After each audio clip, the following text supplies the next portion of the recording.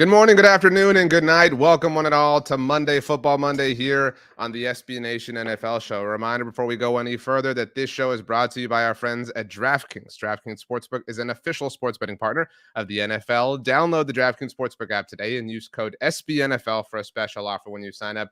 That is code SBNFL only at DraftKings Sportsbook. As noted, this is Monday Football Monday, but this is Tuesday, September 5th. A very happy belated Labor Day to everyone. That's why we were not here on the aforementioned Monday, but we are here nonetheless. Make sure you listen to the SB Nation NFL Show wherever you get your podcast. Subscribe, leave a rating, write a review. You can also watch this production on the SB Nation NFL YouTube channel if that is your cup of tea. The fantastic, the effervescent Rachel Prevet is on the ones and twos. As always, my name is RJ Ochoa. Joining me, as always, I have Mark Schofield and JP Acosta. Mark, I am so anxious to hear your thoughts on Wikipedia after Toto Wolff put it in a body bag over the weekend.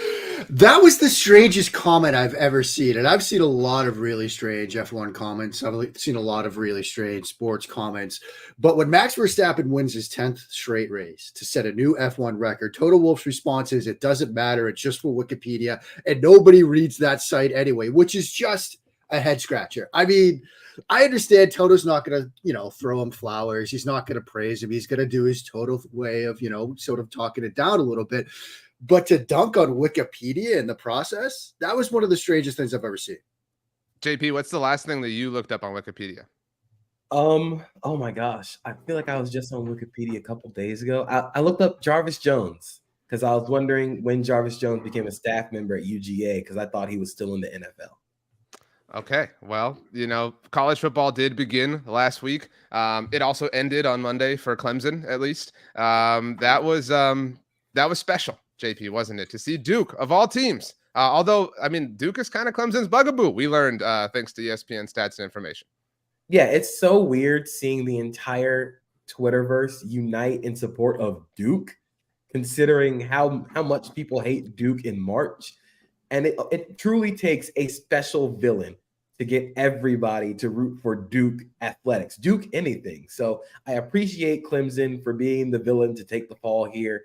It's so fun watching Dabo kind of flounder for answers when, his offense can barely score and turns the ball over 3 times. Tough scene indeed. It was a very prosperous weekend. Lots of stuff happening all across the SB Nation universe. Mark has you covered, of course, on everything Italian Grand Prix and otherwise at SB Nation. JP, with Establish the Fun Season 2, has it launched yet? Or is it, what's the official launch time? Tell us. Friday, we will be back with Establish the Fun. We're going to be expanding it to college football this year. So we're going to have college football and NFL because football is fun at every level. That's great. Well, these are two of the hardest working people at SB Nation. And while they're here recording the show every week, SB Nation is dead. So nothing can happen on the website while we're recording or streaming the show. So tough scene for the mothership. Today on Monday Football Monday, we're going to be doing something, Mark, that nobody does in NFL media. Nobody ever does this. It's a super unique thing. We're going to go through every division. We're going to tell you who's going to win it. We're going to tell you who's going to be the 3 wild card teams in both conferences. We're going to tell you who's going to win a handful of different awards. We have a few written down, but I'm open if you guys want to suggest some, kind of call an audible. We've got Coach of the Year, Defensive Player of the Year, Offensive Player of the Year, of course, MVP, and then our Super Bowl picks and Super Bowl winner. Anything else we should add before we get going that you guys feel passionate about before we kind of, hit the green light? That works for me. Unless JP mind. I'm good. Okay, then let's go ahead and begin. I think we have to start with the NFC because that's just the way I ordered them. So we'll start with the NFC. NFC North. Who is going to win it this year, JP? I'm going to go with the Green Bay Packers. I'm all in on the Jordan Love experience. I'm all in on the experiment. I think the way he looked in the preseason, I think there's still truly something there where he can be a quality starter for this offense. He's going to be surrounded by young, athletic talent. I think Christian Watson, Romeo Doubs are a very interesting. They're not a top-tier wide receiver duo, but they're young. They can develop with Jordan Love. I think the way the offense is going to work, especially with how good the offensive line is played, it kind of eases some concerns that I had about the Packers going into the season. Defensively, I still wonder how defense coordinator is going to kind of flip around a defense that really underperformed based on how much talent they have. But I'm kind of of the belief that they kind of progress back to the mean. You know how teams regress to the mean? I think the Packers progress back to the mean of them being a very, very good defense. They have too much talent on that defensive side of the ball to not to be bad again. So I'm going with the Packers for this one. That's bold, JP. I mean, you're the only person. Actually, we're all split here in terms of division winners or the winners of the NFC North specifically. Mark, you don't seem to believe in the Packers. I don't want to spoil anything specifically here. Actually, we both kind of believe in the Packers. Again, that is a bit of a spoiler, but not in this particular respect. You like the Detroit Lions, so you're just super basic, Mark. Oh, you went to the Eras Tour. Oh, you probably bought the F1 cars at Costco. Like, look at you, Absolutely. Mark. I mean. Super big, like it's almost that the Lions have become like a trendy pick yet again, because like earlier this year it was like everybody was on the Lions, and now people are like, oh, wait a second, maybe people are going to be on the Packers. Oh, what about the Minnesota Vikings? I mean, I'm buying in. I am completely buying in on Dan Campbell. I was in on this team last year when the season started. I kept telling people, look, we're going to get to the holidays when you see those cute little playoff picture graphics on Fox, on CBS. They're going to have Detroit Lions in the hunt. People didn't believe it then. It came true. They were in it till the end.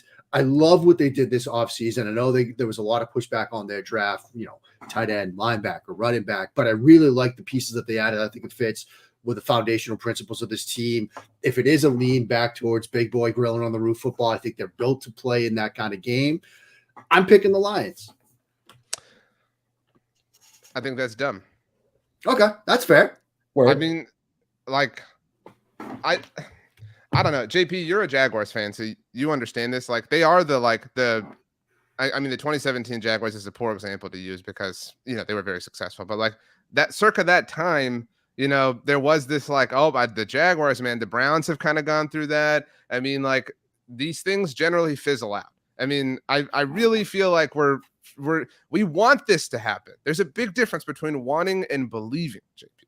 So I think you're onto something, but I think the biggest difference between the 2017 Jaguars and this iteration of the Lions is I think the Jaguars were built a little more unstable. Of course, we all know what happened. Of course, hindsight's 2020. Tom Coughlin just kind of completely destroyed that franchise for a good span of like 4 years.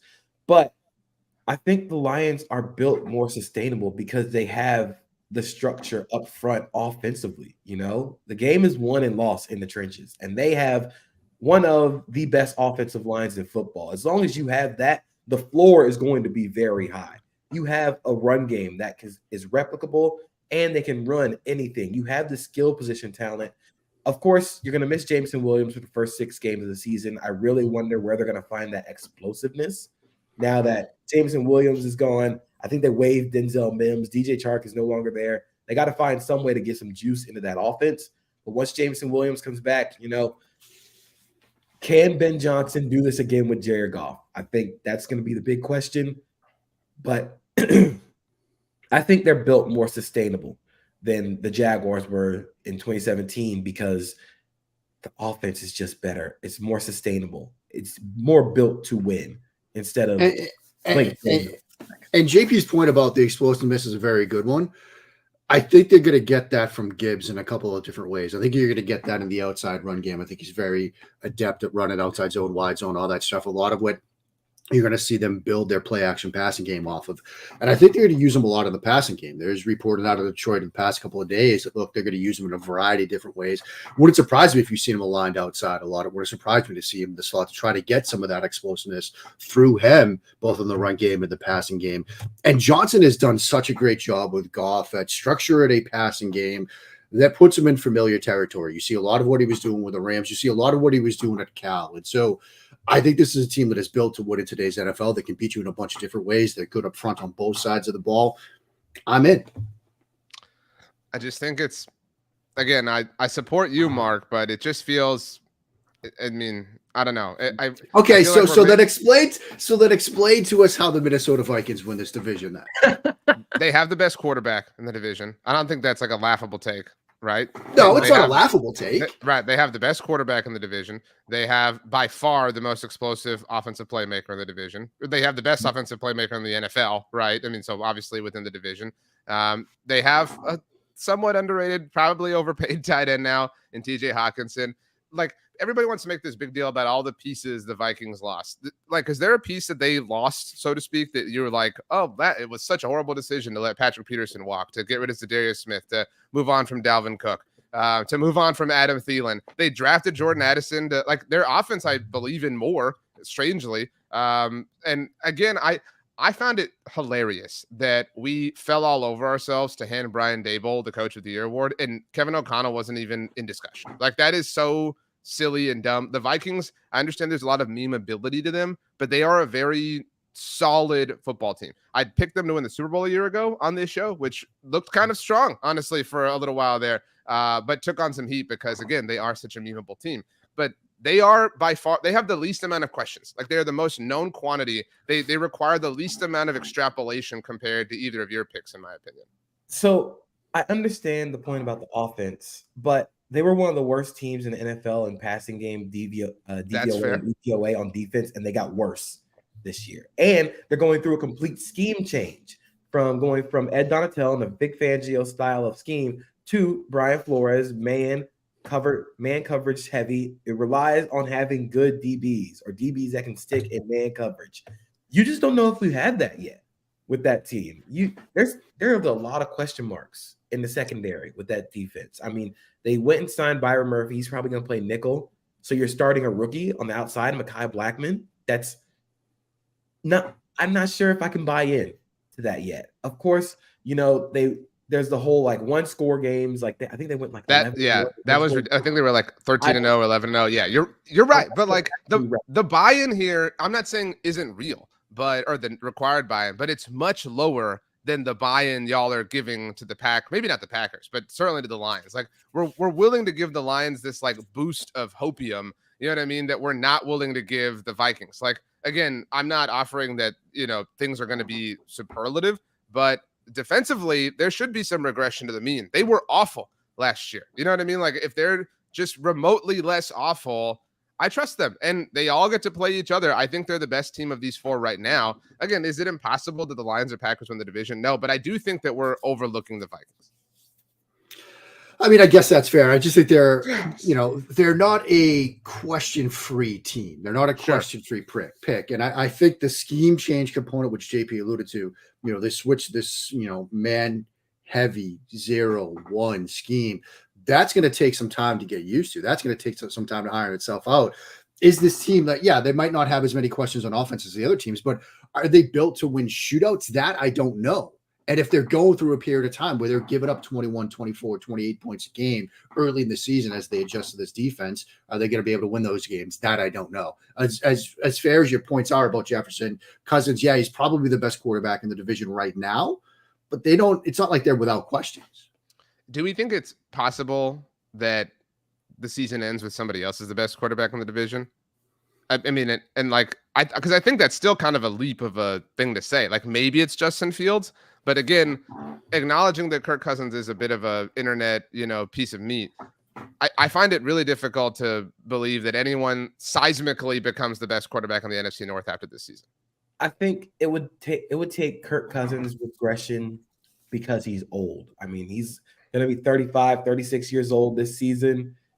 The arm never really was his strongest suit, so maybe that gets worse.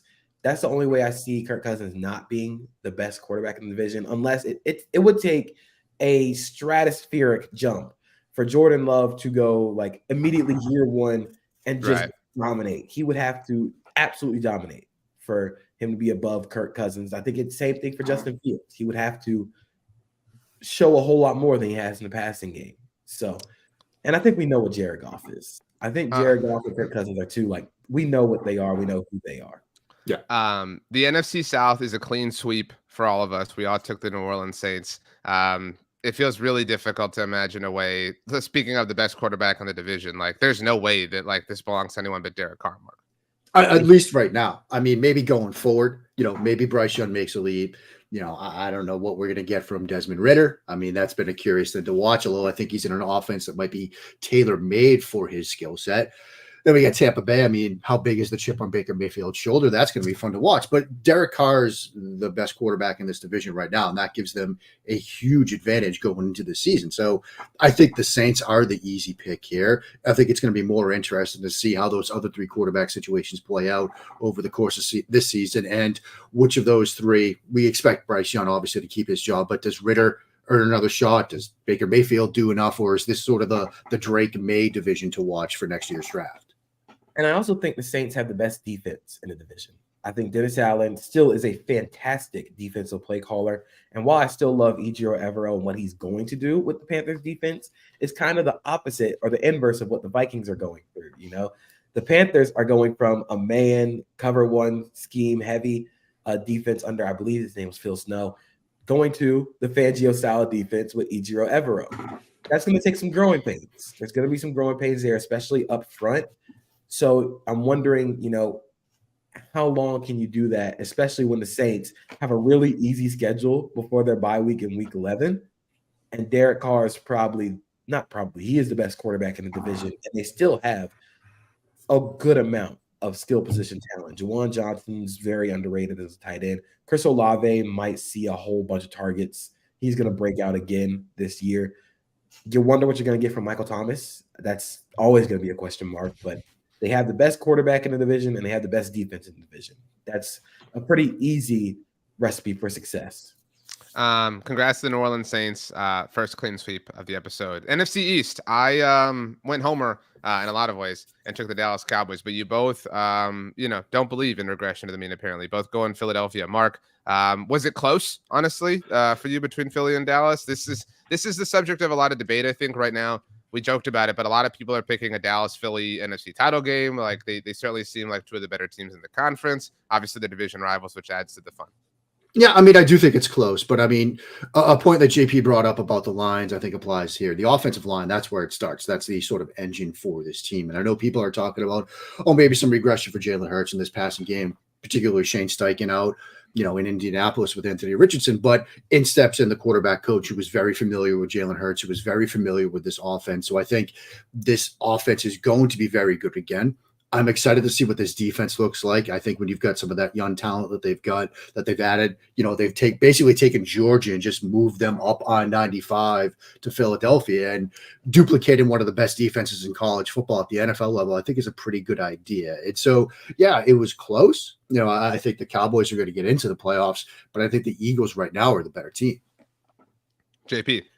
I think it's very close. Very close. I went back and forth on this one. I still have some questions about the Eagles defense and how it's going to look. You're still within the Fangio family tree, but Sean Desai is noticeably a lot more of a blitzer and sends more pressure than Jonathan Gannon. I do wonder what the linebackers are going to look like. I love Nakobe Dean, but this is going to be his first year as a starter. This is going to be a very interesting thing to see develop. You're going to have to replace Javon Hargrave. Jalen Carter is going to step in, but, that's going to be another interesting point. And like Mark said, there could be some regression there offensively with this team. But I just think they have such a high floor offensively. You have the best offensive line in football. You have a built-in +1 in the run game in Jalen Hurts. You also have two of the better wide receivers in the NFL in A.J. Brown and Devontae Smith. Dallas Goedert's always going to be a factor in this receiving game. They have such a high floor talent-wise, skill position-wise, that it's hard to go against them. Stupid. I think both of you are stupid. And so, gross. Okay, what's the case for Dallas, the sort of, we'll call it the non-homer case for the Dallas Cowboys here? I would be lying if I said it didn't include some regression from Philadelphia. Okay. So I mean, that's fair. BLG and I do a show every week that we call the NFC's Mixtape. And something I've offered is that there's a case that last season was the greatest season in Philadelphia Eagles history, right? Like they didn't win the Super Bowl, but like it's quite possible that we'll never, ever see an Eagles team as dominant relative to the field as Philadelphia was in 2022. So there's just some natural regression that will likely happen, may not. But that's something. I mean, the loss of both coordinators is a big deal. whether or not Jalen Hurts is going to, maintain this status of a runner. I mean, things are a little bit different when quarterbacks get paid. We've seen that happen all over the NFL. I think Josh Allen is maybe the kind of lone exception to that rule. Dak Prescott was never like a huge runner, but he did kind of chill things out after the ankle injury in 2020.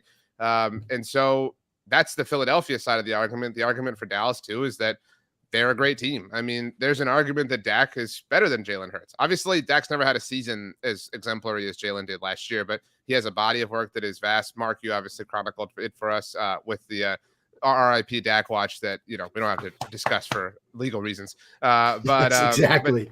Right. CeeDee Lamb, Brandon Cooks, Michael Gallup, Jalen Tolbert coming into the fold. The departure of Zeke Elliott, not to, take a victory lap about that, but that opens things up for the Cowboys offense. Micah Parsons is quite possibly the best defensive player in the NFL.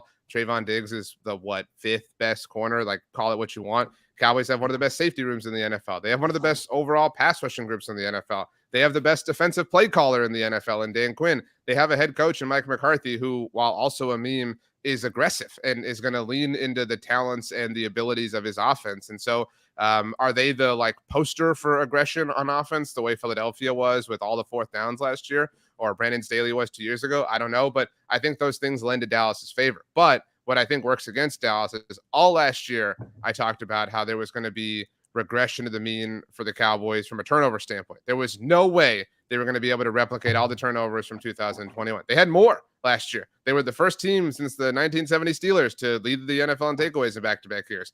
I have serious doubts, even as optimistic as I am, that can stick. But they have found other ways to mitigate things on defense. They have proven that, like San Francisco, they can be a defense with some relative sticking power. And so I think they have maybe not as high of a floor, but maybe a higher ceiling than Philadelphia. So a lower floor, but a higher ceiling, if that makes sense. I can see it. I think they do have the best quarterback in the division. I think that. Let's go, JP.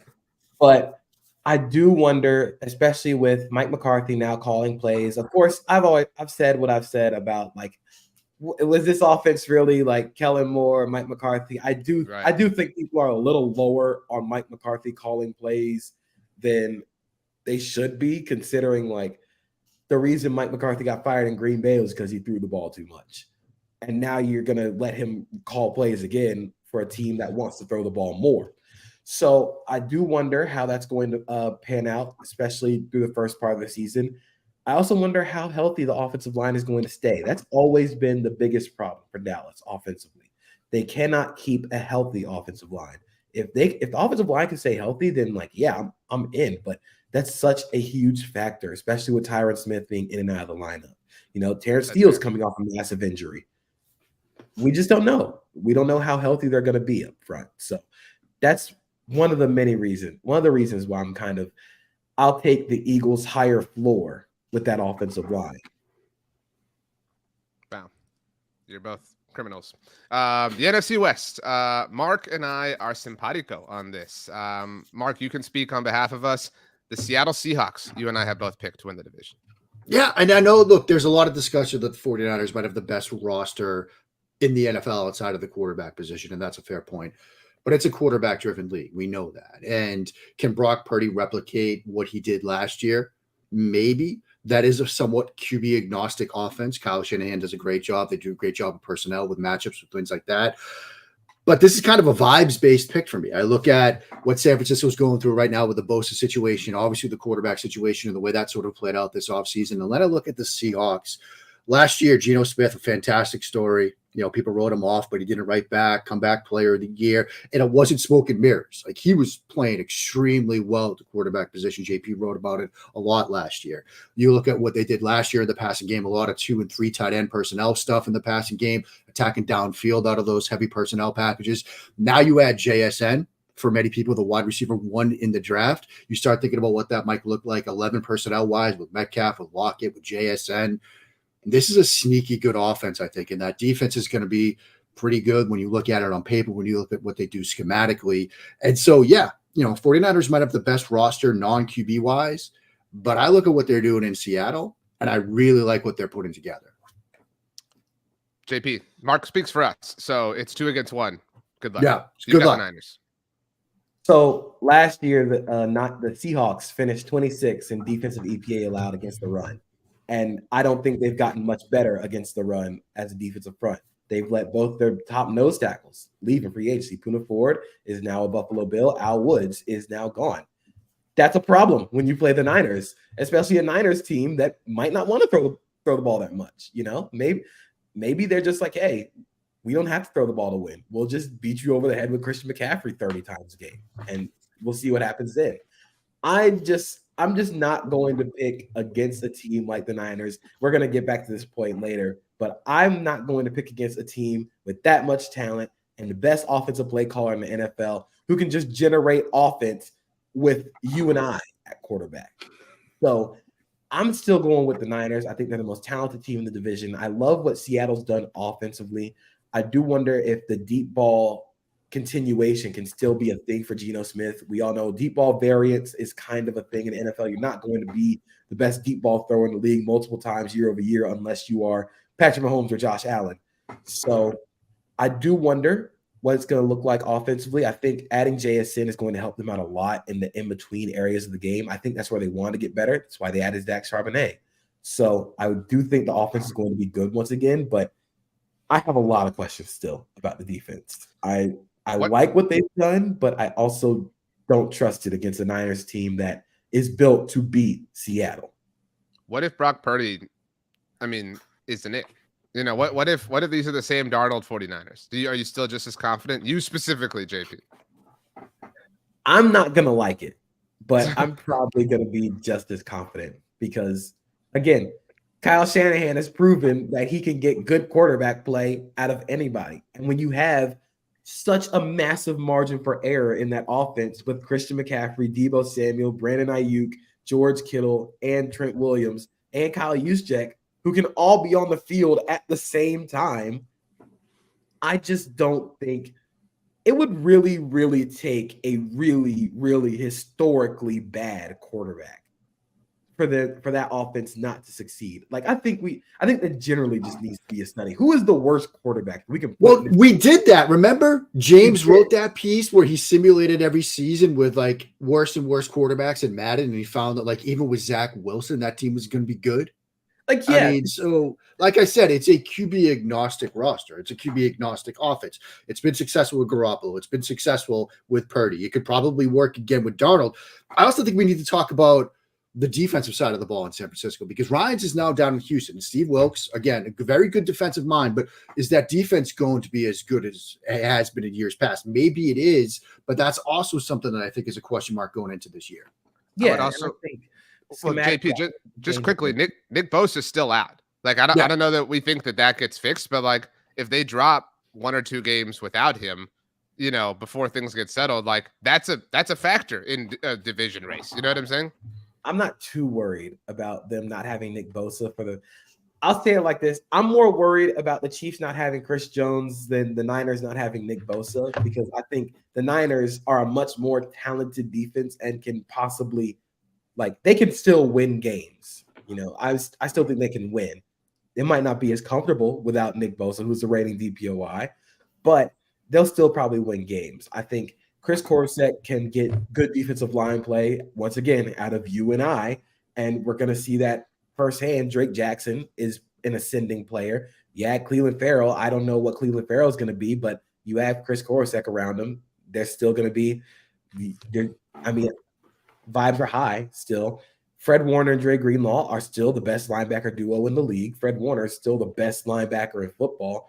And I think you're going to get some better play out of Talanoa Hufanga, who was an all-pro last year, but didn't really play that great in the passing game. And he is still young, so you're going to improve there. The DBs will still be good. Steve Wilkes is a defensive backs coach who transitioned to defensive coordinator. I do wonder how different it's going to look. I think Steve Wilkes is a lot more cover 3 based than DeMeco Ryans playing a lot of quarter, half.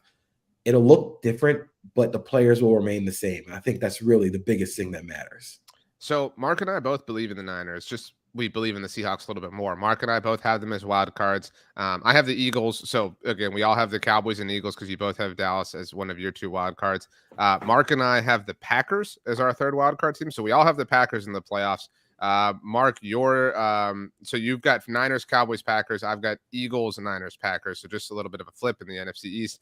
JP, you have the Lions and Giants sneaking in along with the Cowboys as your NFC wild cards. So I'm the only one who put the Vikings in and who didn't put the Lions in. But JP, please explain how you think the Giants return, because a lot of people view them as the obvious regression to the mean candidate, the way they do the Vikings, except for you. The Giants made the playoffs last year with you and I at wide receiver. Oh, a lot of you and I talk, JP. Now they add Darren Waller. A great song by Lifehouse. Now they add Darren Waller, who is going to see so many targets this year. Kind of preview for Establish the Fun. Darren Waller is going to see a whole bunch of targets, whole bunch of yards, and the way that they're going to use him is going to be really interesting. It should open up a lot of that offense.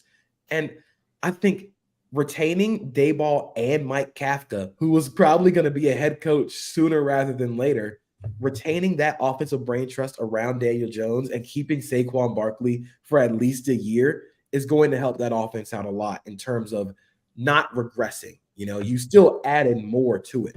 Defensively, I think they're going to be better. I think the defensive line is insanely good.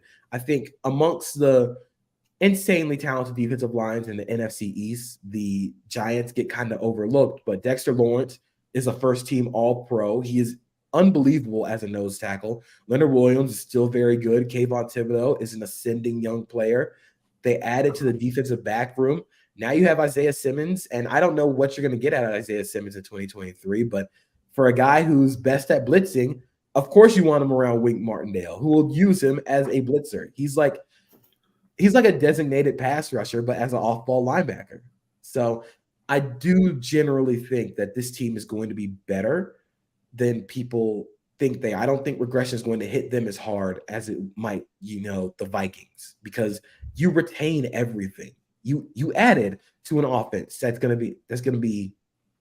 should be better. The offensive line is going to be better. Evan Neal started to put together better stretches of play during the back half of his rookie year. I'm in on this Giants team. It might be a little less like all in, but I'm in. Mark, I don't know if you saw this. Our friend Ed Valentine wrote at Big Blue View quarterbacks that he would take over Daniel Jones. It was more of a pontification exercise, but the quarterbacks who he named, these are Ed's words, Valentine's view specifically. It's not a long list. Josh Allen, Joe Burrow, Lamar Jackson, Trevor Lawrence, Patrick Mahomes, Justin Herbert, Jalen Hurts. That's it. In case you can't count that quickly, Mark, that's 7 quarterbacks that Ed is saying he would take ahead of Daniel Jones.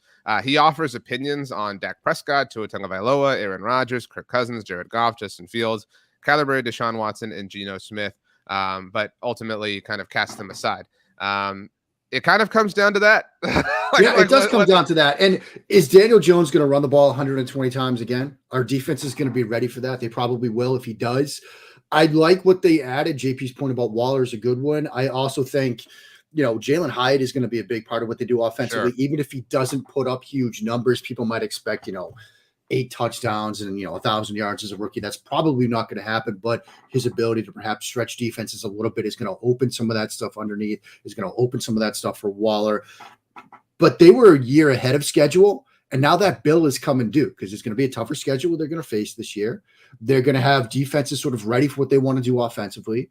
And still, like, Waller and Hyatt are nice additions, but this is a team that Saquon Barkley led in targets and was the co-leader in receptions for a season ago. I think they're going to deal with some regression this year. Can Daniel Jones put up another solid season? Yeah. Would I have more quarterbacks on that list than Ed does? Yeah, I would. I'm not saying like I'm a full believer in Daniel Jones. I don't think he's an athlete. I'm with you, Jay. Like, there's a lot to like, but I would definitely take more quarterbacks than I'd definitely take more quarterbacks over Daniel Jones, but I think he is in that area of quarterbacks where if you surround him with the requisite talent, protection, and play calling, you can get a playoff caliber quarterback. And I think that's what the Giants have done. Again, you retain Brian Daboll and Mike Kafka, who, like Mark said, were ahead of schedule, but now your floor is higher because you can get good offensive play. Like, they were getting good offensive play out of Isaiah Hodgins and Richie James at receiver. And now you've upgraded that talent. And I do wonder how much they're going to run Daniel Jones, but it might not matter because they might be better throwing the ball. And you're still going to have Saquon Barkley. That's fair, at least for this year.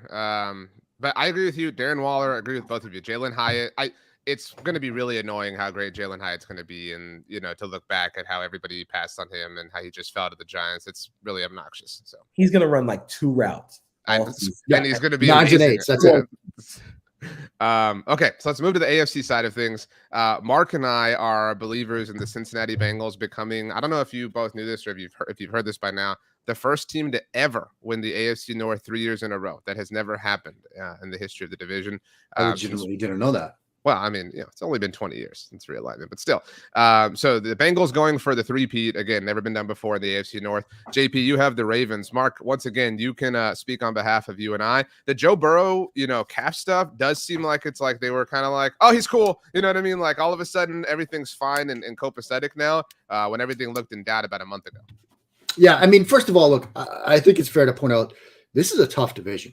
I mean, in talking to people around the league, might be the toughest in the NFL. It might be the toughest in the NFL. There are certainly some believers in the Pittsburgh Steelers, some of whom are on this show right now.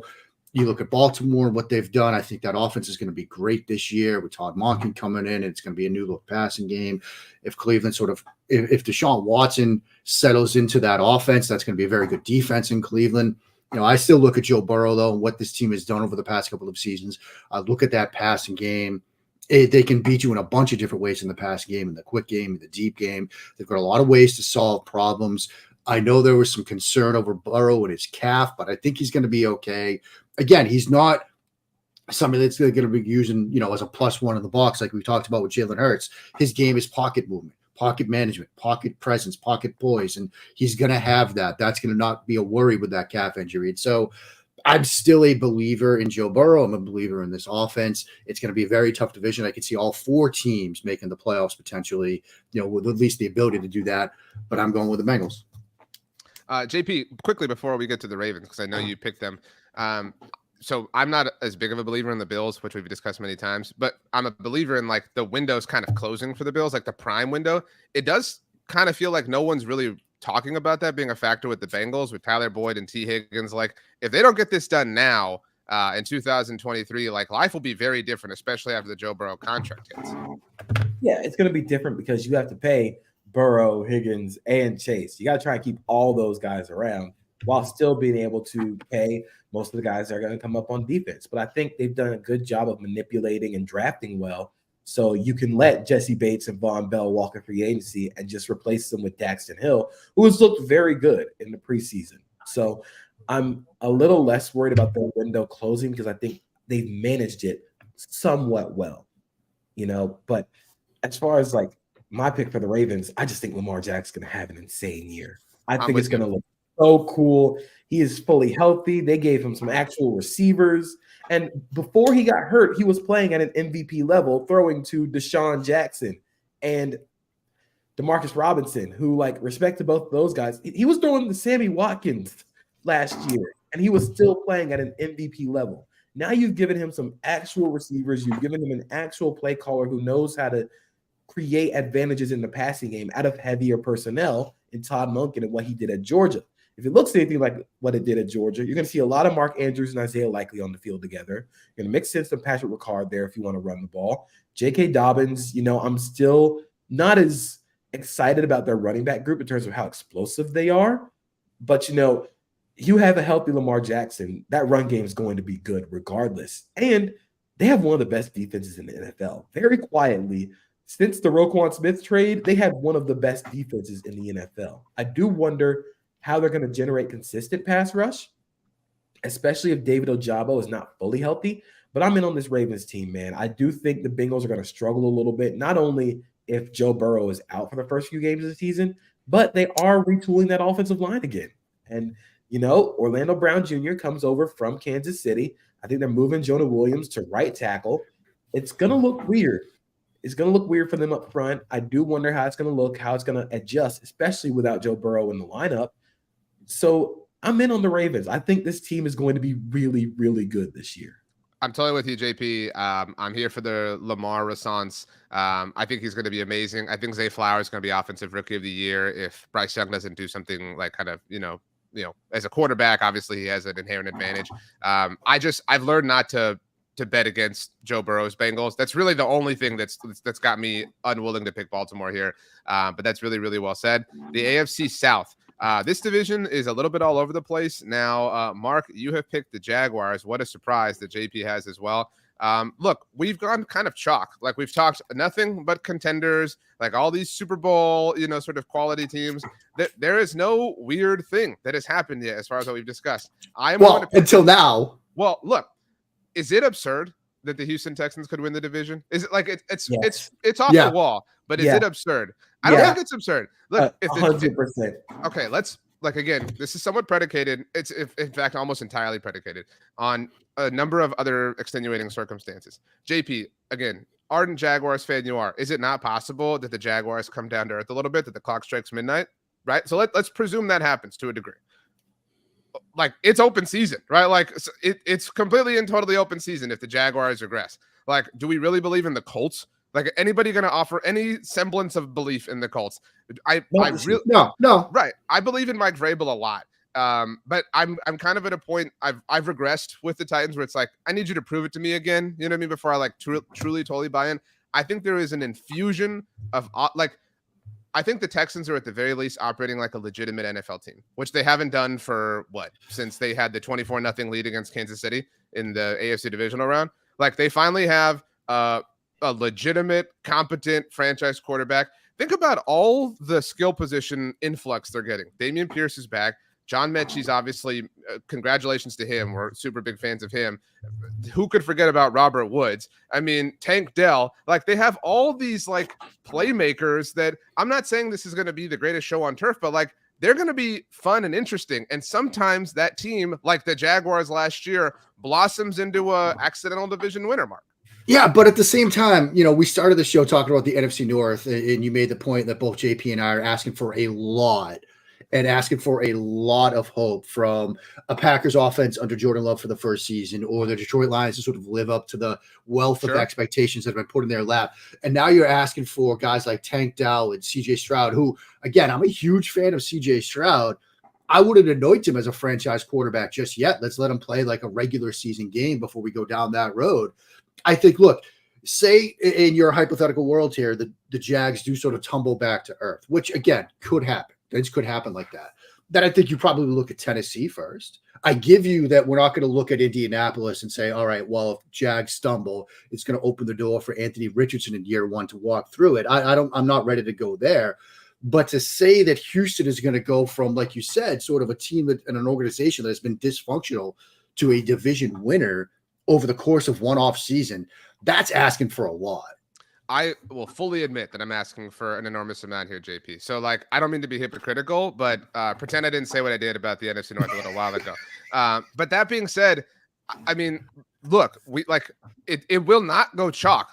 And I hate to bank on a not tangible, real thing or non-measurable thing, but we know that about the NFL. Behind you all here in my office, I've got Good Morning Football on. And Jamie Erdahl is awesome. But I just saw her division winners for the AFC that were just on the screen a moment ago. They're the 4 division winners from a year ago.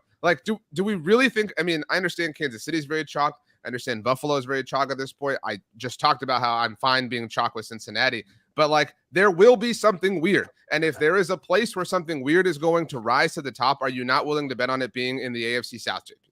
I'm more willing to bet on it being the NFC South, where nobody is actually good. The thing about this is the Jaguars are actually a good football team, legitimately a good football team. And I promise I'm not being a homer. They are a very good football team. How real is the Calvin Ridley thing, JP? How willing are you to believe in it? He is the best receiver I've seen with my own 2 eyes wear a Jaguars uniform. And this is Jimmy Smith, Keenan McCardell. We're both fantastic. The Justin Blackman disrespect. Justin Black, I'm still waiting for Justin Blackman. I'm still the key is under the mat, Justin. LeRon Robinson. We got some Matt Jones in there, former Arkansas quarterback. But the way he moves is at such a different speed than what I've seen at the receiver position for the Jaguars. It is very real. the offense is going to be so much more efficient this year with the way they're able to run the ball, the ability to get into different personnel looks. And you still have all the receivers from last year who are more complementary pieces. Now you've given Trevor Lawrence a legitimate number one. Like, I know it's kind of the meme, but like Joe Burrow being like, screw it, Jamar's down there somewhere. The little drawing, the Penei Sewell discussion. Yeah. Somewhere. You've given Trevor Lawrence a screw it, someone's down there somewhere, and now it's Calvin Ridley.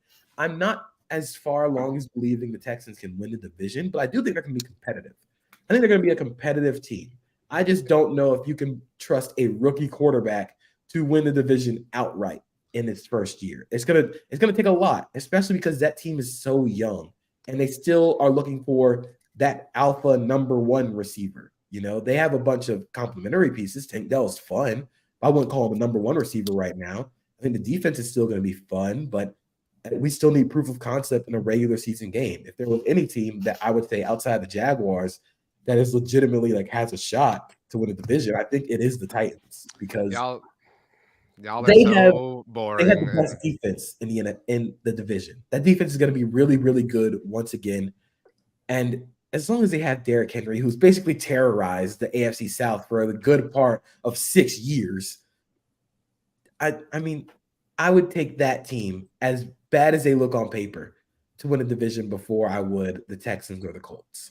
All right, let's move on to the AFC East. Again, you both super boring, super lame. Buffalo Bills. Let me be very clear. All right. How is the Bills the lame, boring pick? It's boring. It's cliche. Gravity's 9.81 meters per second squared. Like, you know what I mean? Like, before the Ramsey injury, I was going to say the Dolphins, but I think the Ramsey injury changes a lot here. So let me be very clear. If we're like, a lot of people have come around to not liking Aaron Rodgers in a personal sense. I have disliked Aaron Rodgers for purely football reasons for a decade now. Like, this is my corner. All right. Battered Cowboy syndrome right here. Aaron Rodgers has ruined my life. So it bothers me greatly. I'm kind of buying like the Jets. I'm kind of willing to believe a pissed off Aaron Rodgers is not something that you want to poke. Again, I know that better than most.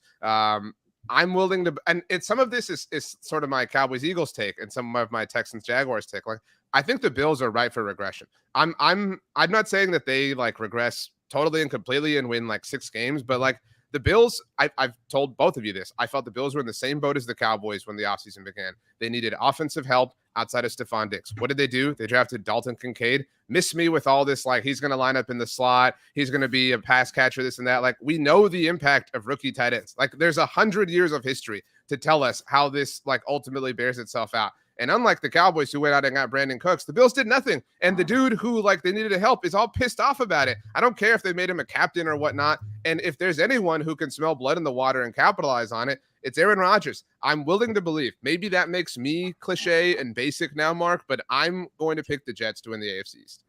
I mean, I look at their first 8 games against 6 playoff teams, against Bill Belichick and the New England Patriots, who are going to have a very good defense. And then that game, Denver at Denver, which is a tough place to play.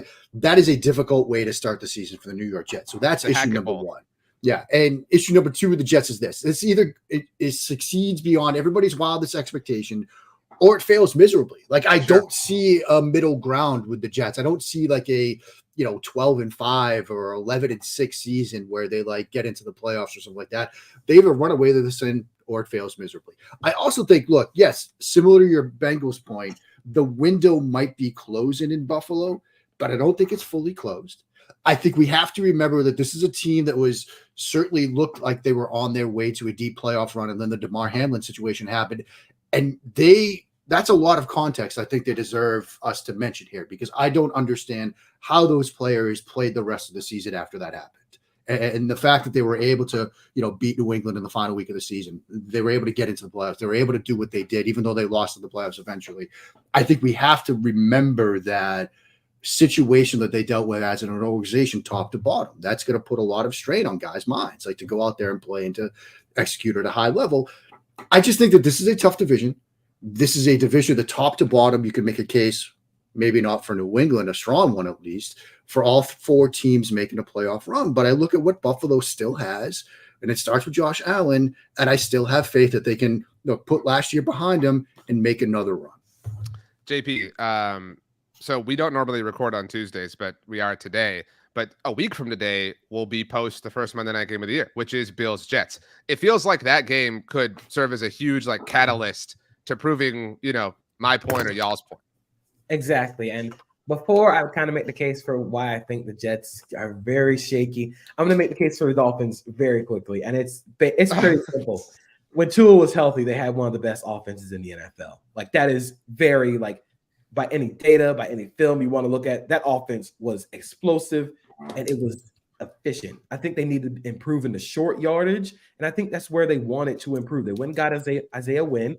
They want to improve at running the ball. Of course, they don't have Jonathan Taylor, which they were in on until the very end, but they can still get a good run game out of both the guys that they have in Raheem Mostert, Jeff Wilson Jr., who is injured, but Raheem Mostert, Devin Achane is going to succeed in third down roles. But as long as Tua is healthy, that offense is still going to be very good. I think the team started to figure them out early last season, starting with the Niners game, but I think Mike McDaniel went into the offseason, looking at that and seeing like, hey, maybe we can find some answers here. Maybe they were starting to find the answers. I think offensively, they're going to be very good once again. Defensively, it's going to take a little bit more time, especially with Jalen Ramsey not playing because they're going to that Fangio scheme. But they have the talent. Jalen Phillips is potentially going to be a breakout candidate this year. Christian Wilkins is fantastic. Zach Seiler's great up front. I think I'm more in on the Dolphins winning the division over the Jets. And the reason is, whose offense is this for the Jets? Is it a Nate Hackett offense or is this the Aaron Rodgers offense? Like in the grand scheme, if it's the reason why I say that is this. It's because the whole reason the Packers went and hired Matt LaFleur was to stop letting Aaron Rodgers call the plays. Stop letting Aaron Rodgers run the offense. Now he's doing the same thing in New York, but now he's possibly 4 or 5 years older. I still have a lot of questions about, whose offense it is. I don't think Nate Hackett's that good of a play caller, and now they're sticking Nate Hackett up in the booth looking like Sting at like Starcade, and now they're going to have Nate Hackett calling plays to Todd Downing, who's going to call the plays to Aaron Rodgers. It just creates so much traffic. And like Mark said, this feels like a very, very, this can go very wrong very quickly. This could implode very fast. I will be very happy if that happens. Like, it'd be hilarious. Like, you know what I mean? Like, I'm a little bit like anti-Bills now. Like, that's kind of become my thing. But I would be more than happy if the Jets didn't work and then this was just a big funny thing, because I also am invested in that not happening from a Mike McCarthy standpoint. Like, again, it was, Mike McCarthy was completely and totally in the wrong in Green Bay. Like, Aaron Rodgers was completely and totally in the right. So I would also hate if Aaron Rodgers flourished, doing everything on his own, because that would sort of prove that narrative correct. But I've got my hands in a lot of cookie jars, if that isn't obvious to both of you. The AFC West was a clean sweep, Kansas City Chiefs. So we've given the Saints the Chiefs treatment. It feels like this year, Mark, nobody's willing to talk themselves. I don't know, man, the Chargers could do it. That take is dead. We've been burned so many times. I mean, I can remember back to the days of Phillip Rivers or even Drew Brees, where it's like, okay, well, this is the year the Chargers make a deep run. This is the year the Chargers, get all the way through the AFC. We've talked ourselves into the Chargers the past couple of years. We need to see proof of concept. I think this offense could be better with Kellen Moore. The talk out of Chargers training camp was, look, we're going to be vertical in the passing game. We're going to cater everything to Justin Herbert, and that's great. We'd love to see it. We've been clamoring for it for a while, but we've all been burned so many times by the Chargers that I think, and looking through everybody's picks here, I think we've all decided that, we need to see this actually happen before we're going to buy in yet again. It's Lucy in the football. We've been, spun head over heels onto our backs time and time again by this organization. We're not falling for it this time. I also would like to suggest that maybe Brandon Staley, this is a big year for Brandon Staley, especially defensively, because this team has kind of underachieved defensively since Brandon Staley has taken over, which you don't expect from a guy who was hailed as a defensive guru. I do think they need to stay healthy defensively, especially up front. You haven't gotten a full season of Khalil Mack yet. Haven't gotten a full season of Joey Bosa since 2021. You didn't get a full season of J.C. Jackson. I still wonder what they're going to do, especially at the second corner spot. Asante Samuel Jr. is playing nickel now, and he's not even the starting nickel. Jasir Taylor's taking that spot.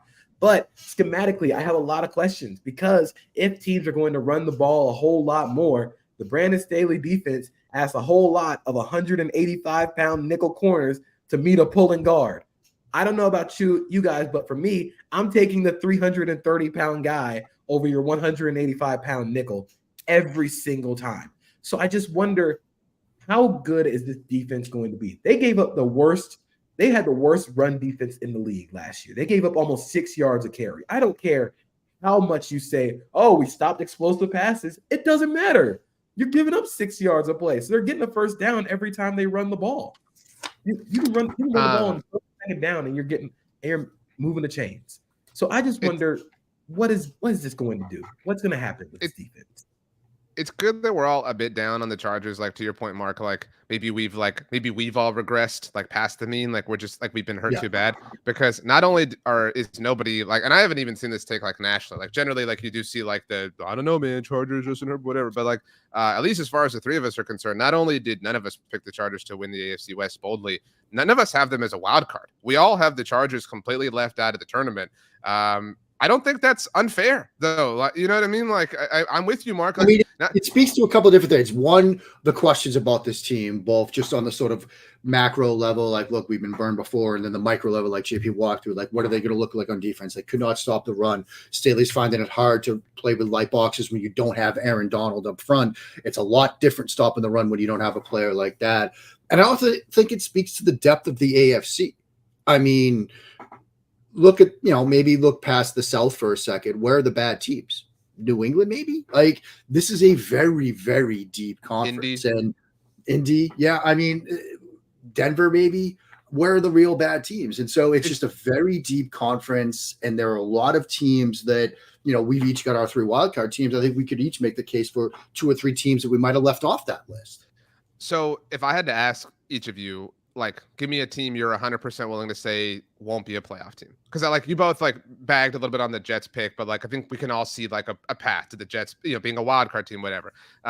Is there a team?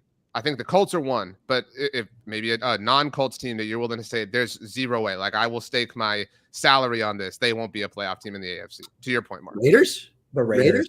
I mean, as we're talking right now, it seems like things are blowing up in Las Vegas right now. So I'd say Raiders. Right.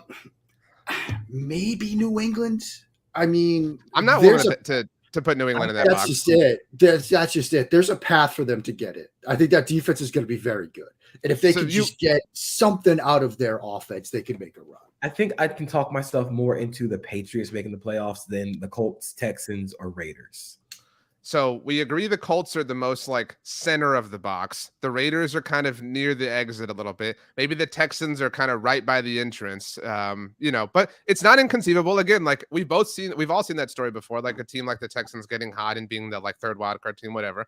But yeah, that's kind of it. Like to your point, Mark, like it's very, very difficult, but Chargers just can't, they're not among the 7 or 8 teams we believe in the most in the AFC, which really says a lot. Yeah. It does. I mean, it's a very, very deep conference. Okay, let's get to AFC wildcards. I have the Bills in, so I didn't leave them out entirely. You both have the Dolphins in, so we all are sending 2 AFC East teams.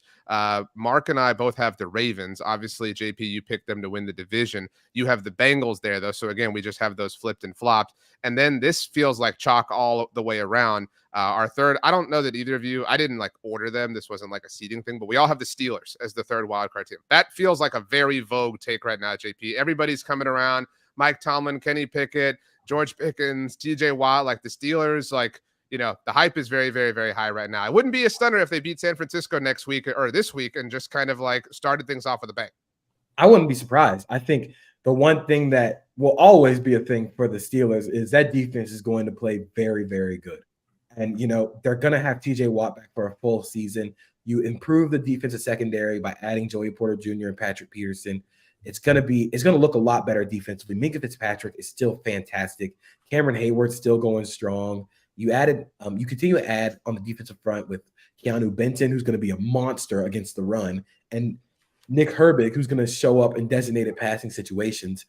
Offensively, you have the talent. You have everything there. I think they're going to lean heavily into 12 personnel. They're going to run the football. They're going to want to do that. George Pickens is one of the better contested catch receivers in the NFL. Deontay Johnson's still pretty good. It's just all up to Matt Canada. And that's really like the biggest thing. Like I went back and forth with the Steelers. It wasn't like a shoe in, like, oh, I absolutely have to have the Steelers in. I went back and forth on a lot of teams with the Steelers because of Matt Canada as offensive coordinator. Last year, it looked really bad. And for the most part, this was the same team, So I wonder how much this offense is going to change under Matt Canada. Is going to be the same thing. But, they looked a lot better running the football in the preseason this year than they did last year. So I think I'm tentatively buying in on the hype with the Steelers this year. Okay, that's well said. We still have individual awards and Super Bowl picks to get to, so let's kind of fly through these. We've gone very, very long. Coach of the year, Mark, you and I both picked Mike Tomlin. JP, you picked Matt LaFleur. You already kind of gave your Packers love. But so it makes sense, Mark, that we all see the Steelers doing well. And if they do, Mike Tomlin, who's never won Coach of the Year, could finally get it done. I heard it was Dan Hansis on the latest Around the NFL podcast equated it to Leonardo DiCaprio winning the Oscar for The Revenant. Like maybe not his best work ever, but finally getting him his due. Yeah, and I'll piggyback off of a lot of what JP just said about the Pittsburgh Steelers. I think a lot of it on the offensive side of the ball, because we know that defense is going to be good, is the 12 personnel stuff. If we do see this return to a bigger style of football, they're built to run that and run it extremely well with Washington, with Freiermuth, with Robinson, with Pickens, Najee Harris running the ball out of the backfield. And I was in on Pittsburgh before the whole Kenny Pickett perfect preseason. Like, I think they're building something here. And if it works the way we think it does, yeah, Tomlin is going to be winning Coach of the Year, or at least going to be in the running for it. Yeah, I have TJ Watt winning Defensive Player of the Year. So again, like all these things lend to the same narrative, and you could see like certain things kind of lining up that way. Mark, you have Micah Parsons, which I don't think is ridiculous. I do think I would not bet on that. If you look at odds right now, according to our friends at DraftKings Sportsbook, he's the leader. I just would never touch that in general, but I can totally see the Cowboys putting him on ice in fourth quarters and down the stretch because they know he's such an important player to what they want to do in the playoffs. They obviously haven't done that in forever. And so I would not bet on that personally. JP, you have Myles Garrett, though, breaking through and taking Defensive Player of the Year. So a different AFC North pass rusher. Yep, it's going to be about damn time for Myles Garrett to win Defensive Player of the Year. He is the best edge rusher in football for my money. And now you've finally given him a competent secondary pass rusher. And Jim Schwartz is going to do a lot of good stuff with that defense, especially up front. You're going to put Myles Garrett in a wide 9. You're going to let him attack the quarterback in a it makes a lot more sense than what they were doing in Cleveland last year defensively. I think Myles Garrett is going to have a fantastic year. I really do think this is going to be the year that he breaks through and gets DPOY. We'll see. But it'd be hard to if, again, we're all right about the Steelers and if TJ Watt is presumably at the center of that. But we'll see. Offensive Player of the Year, we went 3 different directions. JP, you went with Tyreek Hill, which certainly makes some sense, although maybe Jalen Waddle leads into that production and you know how that things tend to go. Mark, you have Jamar Chase, which would make contract negotiations next offseason very, very interesting for the Cincinnati Bengals. I went Garrett Wilson, just kind of doubling down on my Jets thing. I think it would take something like that for the Jets to obviously win the division. And Aaron Rodgers is certainly going to focus on him. So the opportunities will be there at the very least. But Jamar Chase is your pick, Mark. Yeah, I think, look, this has sort of become in recent years like de facto wide receiver, best wide receiver we've seen. Justin Jefferson, Cooper Kupp, wide receivers have started to win this award. I just love Jamar Chase. I just love his game. I love his physicality at the catch point. I love his physicality on routes. I think he and Burrow, as JP mentioned the meme earlier in the show, like they work on the same page extremely well. And I'm expecting big things from the Bengals, as we'll see in a moment. And I think Chase is going to be a big reason why. Yeah, I am with you to a certain degree. I have the Bengals winning the AFC North. JP doesn't believe, so we can make fun of him together. Yeah. But you mentioned MVP, or you mentioned, as we would see why in a moment, I have Joe Burrow winning the MVP. So I could totally see Jamar Chase being a big part of that, kind of being a big catalyst for that. JP, you went with Lamar Jackson, so you are very much all the way in. Mark, you went with Patrick Mahomes, which is difficult to see just because it's so hard to repeat because you have to kind of outdo yourself what you've done the year before. And JP, it'd be very difficult, I think, for Lamar to win it, even in that sense, because when you win it a second time, you're often compared to your first season, and Lamar's first MVP year was so exemplary. Mm-hmm. And I think people kind of forgot that Lamar Jackson won unanimous MVP Right. 2019. This was not like it was a close thing. Like he was a unanimous MVP. Lamar Jackson is very, very, very good at football. And now you've given him an actual play caller and Todd Monken who will accentuate the passing game to his strengths. You get him some receivers. He's going to be fully healthy. I think that offense explodes. And he's still Lamar Jackson. He can still run the ball and he's arguably the most dynamic threat in the NFL with the ball in his hands. Like that, as a runner, he is the most electrifying runner in the NFL. So all that just added together, I feel like this is a Lamar Jackson revenge season, Lamar MVP campaign coming up. That's fair. But again, that's where I think Joe Burrow is a better bet. Like he's never won it before. Like Mark, you mentioned how Offensive Player of the Year is kind of like the best wide receiver in the NFL award. MVP is kind of obviously the best quarterback season. And unless it's like a stupidly amazing season, it's almost like, okay, whose turn is it? Like who hasn't had one yet? And Joe Burrow is kind of next in that fold. So I think that's smart. Yeah, I mean, it does feel like he might be next, but it's still Patrick Mahomes. And if anybody can sort of outdo what he's done the year before, it's Patrick Mahomes. Fine. I feel like with Patrick Mahomes is going to be kind of like LeBron, where like, you got to have somebody's going to pick Patrick Mahomes because it's Patrick Mahomes. But I do think Joe Burrow, it makes a very strong point. But if he does miss like the first 4 games of the season, that's going to hurt him because he won't have the same numbers. The LeBron point is fair, certainly. And like there is like some, I guess like oversaturation with Mahomes for people. Like, again, it's very difficult to like outperform your double MVP career, your 2-time Super Bowl winning career at this point. Like it's Patrick Mahomes has to do something stupid amazing now to win a 3rd MVP. It's just very, very hard in that sense. So LeBron is a good comp for that. Wow, nobody picked Josh Allen. That's interesting. I mean, I think that speaks to us all being a little bit down. But you guys both want to talk yourselves into the Bills, JP. I love Josh Allen. I think he is the second best quarterback in the NFL. I just think there's far too many like really dumb things that he does that keeps him away from being MVP over a guy like Joe Burrow or Patrick Mahomes, who have just become extremely efficient buzzsaws.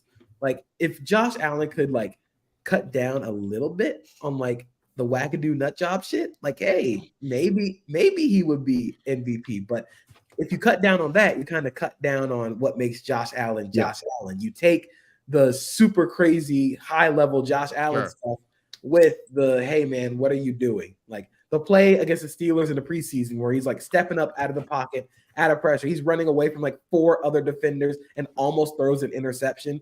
That's just Josh Allen. Like you don't. You live with it. You don't go like, hey, Josh, don't do that. It's like, hey, don't throw an interception on that next time because that's just the Josh Allen game. Super Bowl 58. I'll go first. And I started this episode by saying I was very homer. I have picked the Cowboys to win the NFC. And a lot of this is just trying to like manifest it at this point. I have picked the Bengals. So again, that kind of jives with my Joe Burrow MVP season, et cetera, et cetera. Mark's Jamar Chase season, et cetera, et cetera. But I'm picked the Cowboys to beat him. I think, and it would be really ironic given Mike McCarthy's like Pro Football Focus stuff that, he obviously went to the headquarters in Cincinnati of all places. So that'd be really funny. But I'll take the Cowboys to beat the Bengals and I'm fine being called a homer. But I believe in the Cowboys team now more than I ever have, at least since I've been doing this professionally. So I'm willing to kind of put my money where my mouth is in that sense.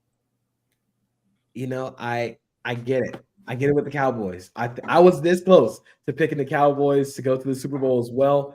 But, so my pick was the Chiefs over the Niners. I think we get a 2019 or Super Bowl 2020 rematch. It's just the Niners have so much talent. Like, I do think with the way that offense looks, with the way that they played last year with being the most efficient offense in the NFL, it would take Brock Purdy doing like something extremely stupid or Sam Darnold doing something extremely stupid, which isn't out of the realm of possibility. Like this is not Brock Purdy does really stupid stuff. He just got away with it because you have Christian McCaffrey and George Kittle and all those other guys, but they still have them. So I'm going to go with the most talented team in the NFC. And then with the Chiefs, I'm not picking against Patrick Mahomes. That's fair. I know the Chris Jones thing. I know it's a very massive thing with the Chiefs and Chris Jones. But if they get him before the playoffs, as long as Chris Jones is on that team before you start the playoffs, they'll be fine because you have Patrick Mahomes, you have Travis Kelce. Again, it is very much a LeBron James. I'm not going to pick against whichever team has Patrick Mahomes. Okay. Mark, Super Bowl picks. So I went Bengals over Niners, sort of a Super Bowl 23 revenge tour. On the AFC side, I think whoever comes out of the AFC is going to be in a pretty good position to make a Super Bowl, put together a Super Bowl win because of how deep the AFC is. I just, again, as I talked about with Cincinnati and we talked about with Chase and things like that, I'm a believer in what they've done. I'm a believer in Burrow. On the NFC side, I know I picked the Seahawks to win that division, but I think as we get down to January football, I think that's when you're going to see the talent of that roster around the quarterback position rise. I think that's when you're going to see the experience of this team in making multiple playoff runs sort of come to the forefront. I think it's a team that on both sides of the ball might be built to win, say, in January and February, as opposed to September and October. And so I think the Niners are going to be in a very good position to make a run once they get in. And then, I don't know, something about Burrow finally getting over that sort of Super Bowl hump, I think plays out this year. Okay. So, JP, you've got the Chiefs winning it all. Mark, you have the Bengals, and I have the Cowboys. Look at that. Wow, well done. Rachel, we've talked about a lot of awards, but it's time to hand out the most coveted one, the MFW MVP, of course, after you offer your thoughts on everything we had to say for the last hour and change. Yeah, first and foremost, this was a really fun show to listen to. I really enjoyed it. Probably one of my favorite with you guys. So shout out to y'all for that. Going through just some of my favorites, starting with RJ, I am on the same side as you when it comes to the Jets. I think I'm bought in, so we're here on that one. But I don't agree with the Texans. I'm sorry. So wow. Offensive player of the year, I could see Garrett Wilson, so that was a good one. When it came down to JP, I love the 49ers pick. I see that easy peasy. I'm sorry, guys. I just don't see the Seahawks. I don't believe in them. MVP, Lamar Jackson, of course, that's my guy, so I'm rocking with you as well. Mark, I love the Lions pick. I think I could see that happen realistically. And also, I really enjoyed your pick on the Super Bowl Bengals. I could see that happening, honestly. And so today, I'm going to give it to Mark. I think you did a phenomenal job. Well, thank you, friends. It is a prestigious honor, which I will put on the shelf behind me at some point when the trophy gets mailed in. Very excited to put that up next to like Tom Brady signed stuff and, my Lando Norris McLaren hat. But as always, it's just an honor to be with you three every Monday or Tuesday as today may be. Yeah, well, we'll update your Wikipedia page accordingly, Mark. Obviously, Toto won't because care. People do read it. People do read Wikipedia. Yeah, congratulations to you. Some are saying that you're the Lando Norris of the SB Nation NFL show. So as we sign off, no better compliment. Yeah, as we sign off, maybe you can tell us who we are, Mark. So you're Lando Norris. So who are Rachel, JP, and I? Well, RJ, you're the Fernando Alonso. You're the veteran. You've been here for a very long time. JP, you are Oscar Piastri, the dynamic young talent that everybody knows is just going to someday sort of just rise to the top and take charge. But Rachel, you're our Max Verstappen. You are the true hero, the winner, week in and week out, the one that runs the entire show. And we would be nothing without you. F1 would be nothing without Max Verstappen. Well said.